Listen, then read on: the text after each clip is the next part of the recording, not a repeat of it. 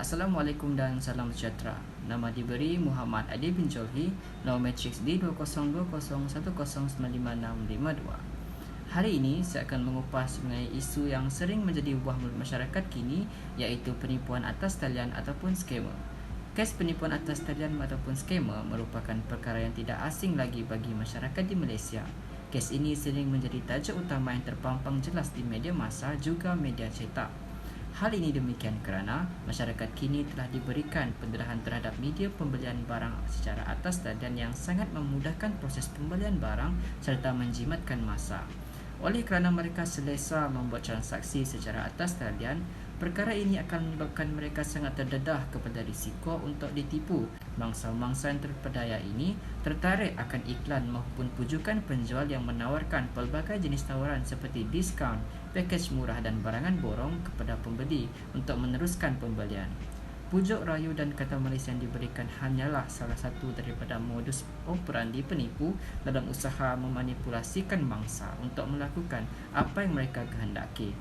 Mereka akan dipaksa memberikan maklumat peribadi mereka yang sulit bagi memenuhi kepentingan mereka sendiri. Oleh yang demikian, perkara ini tidak boleh dipandang enteng kerana peras ukut yang dilakukan oleh penipu ini mampu menyebabkan maklumat peribadi yang sulit seperti gambar kad pengenalan, alamat rumah, nombor kad pengenalan serta nombor kad bank mangsa juga akan digunakan untuk tujuan yang tidak munasabah. Menurut Majlis Keselamatan Negara, terdapat 5 jenis penipuan atas talian skamer yang terdapat di Malaysia. Antaranya ialah pembelian atas talian e-dagang, kes pinjaman tidak wujud, pelaburan, Macau scam dan love scam. Fokus perbincangan pada hari ini ialah penipuan dalam e-dagang yang merupakan proses jual beli yang dilakukan oleh penjual dan pembeli secara alam maya. Menurut rekod pada tahun 2019, terdapat peningkatan jumlah pengguna yang membeli secara atas talian melalui aplikasi Shopee, Lazada dan juga 11 Street. Oleh kerana peningkatan jumlah ini, pengguna terdedah kepada risiko untuk ditipu seperti pengguna tidak menerima barang yang telah dipesan setelah pembayaran dilakukan. Menurut Kementerian Perdagangan dan Hal Ehwal Pengguna KPDN HEP, tahun 2019 telah mencatatkan kes penipuan barangan yang terbanyak, iaitu sebanyak 30,000 aduan dalam tempoh kurang 2 tahun dengan rekod kerugian mencecah ribuan hingga jutaan ringgit bagi satu-satu kes. Refleksi daripada penipuan yang dilakukan ini, kita dapat lihat beberapa faktor utama yang menyebabkan kenapa masyarakat kita senang ditipu. Pertama, seperti yang saya katakan tadi, mereka mudah terpedaya akan tawaran yang diiklankan oleh penjual di media sosial. Tawaran harga runtuh dan diskaun yang tidak masuk akal diberikan terhadap sesuatu barangan menyebabkan mangsa tertarik, lalu mereka memulakan proses pembelian. Semasa proses ini, penipu akan menggunakan segala teknik rayuan dan kata manis agar mangsa terus melakukan pembayaran. Seterusnya, mangsa cepat percaya akan kata manis penipu cyber ini. Golongan penipu ini bijak mengolah tipu daya dengan meyakinkan mangsa untuk menyerahkan wang atau maklumat peribadi. Sebagai contoh, penipu ini akan menyamar menjadi pegawai bank dan membuat panggilan peribadi atau menghantar email menggunakan logo rasmi mana-mana bank untuk meyakinkan mangsa. Antara sindiket yang mereka lakukan adalah dengan menyatakan bahawa mangsa mempunyai tunggakan wang yang belum dibayar. Lalu mereka akan memaksa mangsa untuk membayar dengan cepat. Mereka akan mengugut bahawa servis akaun peribadi mereka akan dibekukan dan sebagainya.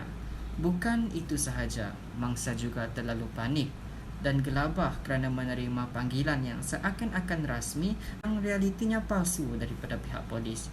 Mereka akan menyatakan bahawa mereka terbabit akan kes salah laku yang membabitkan tindakan lanjut daripada pihak mahkamah. Oleh kerana mangsa terlalu panik, mangsa akan terus melakukan apa sahaja yang diaturkan oleh penipu tanpa berfikir panjang sehingga menyebabkan mereka rugi ribuan ringgit. Oleh yang demikian, bagi mengurangkan peningkatan jumlah mangsa skamer pada masa kini, pihak berwajib telah mencadangkan beberapa langkah bagi mengelakkan daripada risiko untuk ditipu. Menurut Akhbar Sinar Harian pada 13 Jun 2022, antara langkah bagi mengelakkan daripada tipu adalah dengan memastikan penjual menerima pembayaran secara tunai. Sekiranya mereka menolak pembayaran secara tunai, maka elakkan melakukan sebarang transaksi kepada mereka.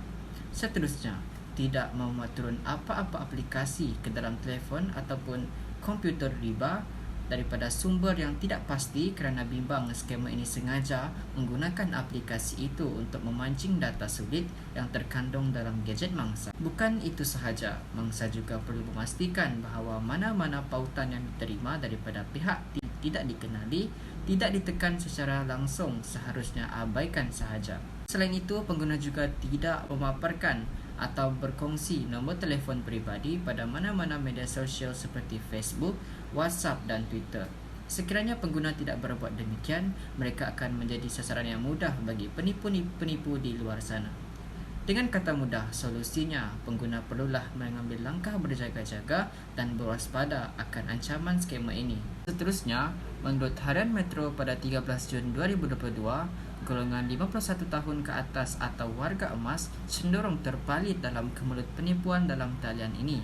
Golongan ini menjadi sasaran kerana mereka diyakini mempunyai kedudukan ekonomi yang stabil. Hal ini kerana mereka mempunyai bekalan wang simpanan untuk hari tua. Khasnya golongan pesara tua yang menjadi fokus utama. Perkara ini amat membimbangkan pelbagai pihak kerana angka kes pesara tua yang ditipu semakin meningkat. Menurut rekod dalam tempoh tahun 2019 hingga Jun 2022, terdapat 5,535 mangsa yang telah terkesan dan daripada jumlah tersebut, sebanyak 1,621 individu warga emas yang telah terlibat dengan rekod kerugian bernilai jutaan ringgit. Perkara ini amat menyedihkan kerana wang persaraan yang telah disimpan untuk kegunaan hari tua hilang lesap kerana ditipu. Golongan mahasiswa juga terpalit akan masalah yang sama, di mana mereka terlibat dalam love scam, iaitu merupakan penipuan yang dilakukan dengan menipu mangsa menggunakan gambar profil yang cantik ataupun tampan untuk menarik perhatian mangsa.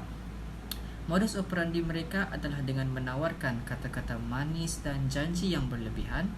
Oleh kerana perasaan suka yang begitu kuat, skema ini akan mula bertindak dengan meminta sejumlah wang untuk membeli barang yang mereka kehendaki. Daripada jumlah puluhan ringgit, lama-kelamaan mereka akan menjadi selesa lalu meminta wang sehingga ribuan ringgit. Oleh kerana dibutakan oleh perasaan cinta dan sayang, mereka sanggup memberikan sejumlah wang tersebut dan akhirnya mereka ditinggalkan.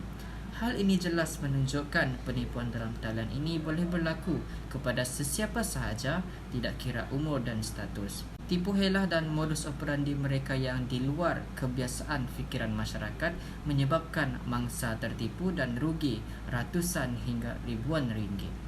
Oleh hal yang demikian, penguatkuasaan undang-undang perlu dijalankan bagi membantu membanteras masalah skema ini. Menurut Jayabalan 2019, realiti yang tidak dapat disangkal kini adalah peruntukan undang-undang sedia ada yang benar-benar melindungi pengguna daripada kegiatan tipuan dalam talian masih belum dikuatkuasakan sepenuhnya. Peruntukan undang-undang mengenai penipuan dalam talian masih kurang jelas di peringkat undang-undang di Malaysia. Menurut Seksyen 17 Akta Kontrak 1950, peruntukan dalam konteks penipuan yang dikira adalah seperti membuat perjanjian tanpa sebarang niat untuk memenuhi janji tersebut. Yang kedua adalah menyembunyikan fakta secara aktif sedangkan dia mengetahui dan mempercayai fakta berkenaan dan sebagainya. Dalam erti kata mudah, seseorang yang sengaja menyembunyikan kebenaran sesuatu maklumat tanpa diketahui pihak yang lain boleh didakwa dalam seksyen ini, iaitu dalam konteks penipuan. Namun begitu, dalam realiti pembelian barang secara atas talian, mereka tidak menandatangani sebarang kontrak tetapi hanya bersandarkan kepada resit pembayaran, bukti transaksi serta perbualan dalam media sosial.